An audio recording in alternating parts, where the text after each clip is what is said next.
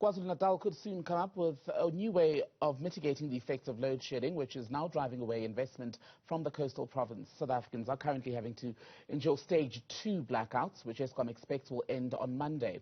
KZN Premier Galala has been meeting with business people who shared their frustration and investment apprehension as the power cuts continue. The province is desperate to attract new investment as it recovers from the devastating impact of the violence and looting that destroyed businesses and jobs last July. Premier Galala is joining us now to talk more about the situation. Premier, very good afternoon to you. Always good to have you on Newzroom Afrika. So, do you have a clear idea of what you can do at this point to mitigate the impact of load shedding, especially on your economy? Well, firstly, the load shedding is affecting us and affecting the potential of economic growth. We have engaged with the minister. We believe that they will try to mitigate the situation for now.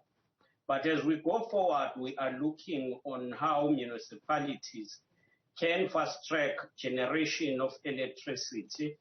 You know that municipalities are allowed to generate up to 100 megawatts. So that's what we would want to see, especially with those that have key industrial parks. Because a minute without electricity, some companies suffers a lot. And in terms of the suffering of companies, has the province been able to quantify just how much has been lost as a result of the power cuts? No, we have not quantified because it affects almost all sectors.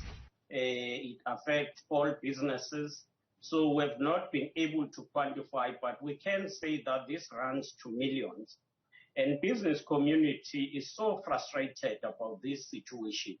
And our interventions is that we must begin to look on feasible ways which will help us to provide uninterrupted energy to all residents, but in particular to business community. And you were, of course, flagging this issue after an engagement which you had in the last 3 days with business people, possible investors, in fact, for KZN. What exactly did they tell you in that session about why they're not putting money into the province? Well, firstly, they are willing to invest. Some are even expanding their operations. But there is a serious complaint. The first complaint was about stability, which we believe we managed to address in detail and in an honest way. Then the second complaint is about the issue of input cost, which include the high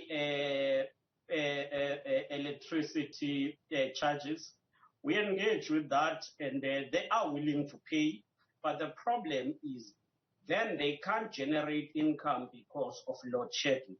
And this is the main issue which we need to ensure that we address as we go forward. So that would speak then to the speed with which you would have to address these concerns, because it's one thing to hear them out, but if you're hoping to get millions, if not billions of rands of investment from these people into KZN, you would then need to come up with a solid plan and come up with a plan quite quickly.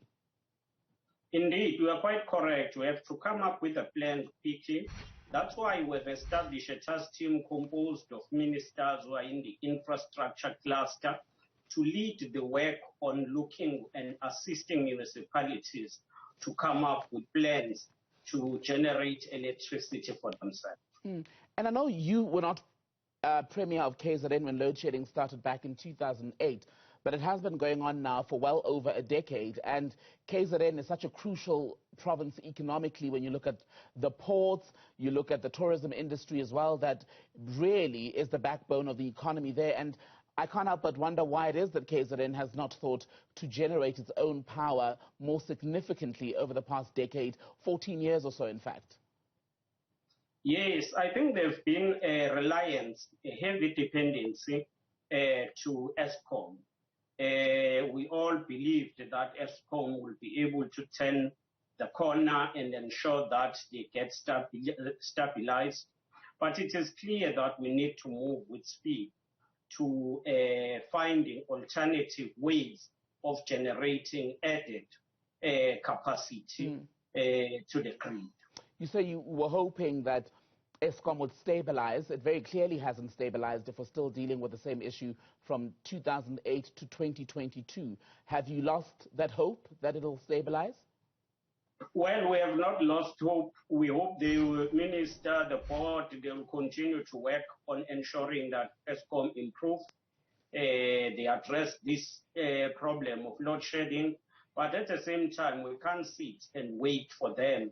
We have to do something. Hence, we've constituted this team that will lead us, working with municipalities, in particular the metro and secondary cities. Well, some South Africans say that Andre de Ruyter, who was appointed in 2019, came in on a list of promises he's failed to deliver and therefore should go. Do you agree?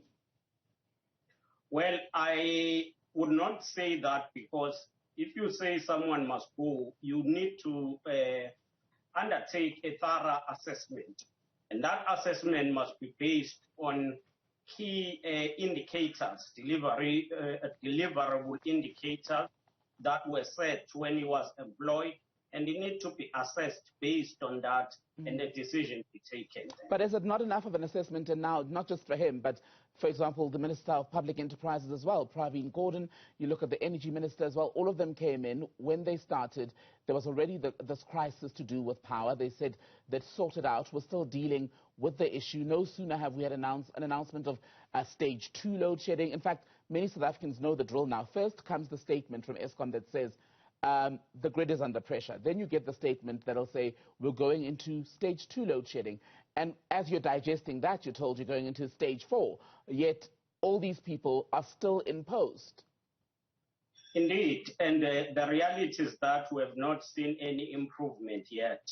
But we believe that whether he must go or not, that must be done by relevant authorities that powers to assess his performance. Let's talk about the other issues more broadly now in KZN, because from your engagements, it's not just been about power. There's an issue that's been raised by business people in KZN to do with crime. You've committed to some level of discussion and intervention involving even the Provincial Commissioner General Nhlanhla Mkhwanazi. How bad is the crime situation, especially targeting businesses, and what can the SAPS help you to do in the immediate and long term?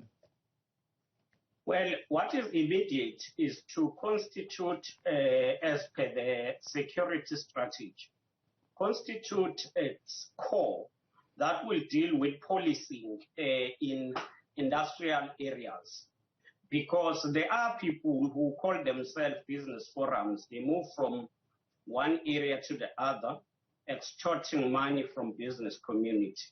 Now, we've agreed that the police, together with Metro Police and the security, private security that work in these areas, must form themselves into an operational nerve center so that they will be able to respond quickly.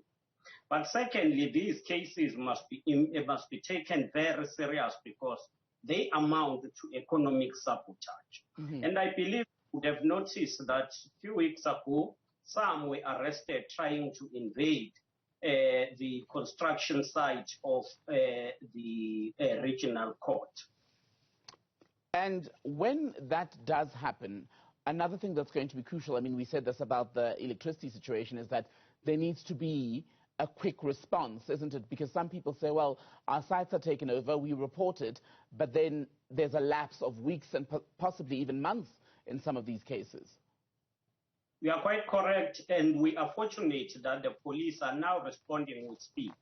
As I'm saying, Lieutenant General Mkhwanazi assured the business community of speedy response.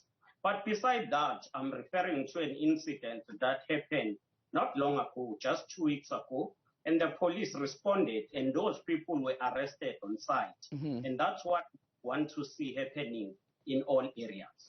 KZN Premier Sihle Zikalala, good to speak to you. Thank you for your time. And it's always a pleasure to talk to you.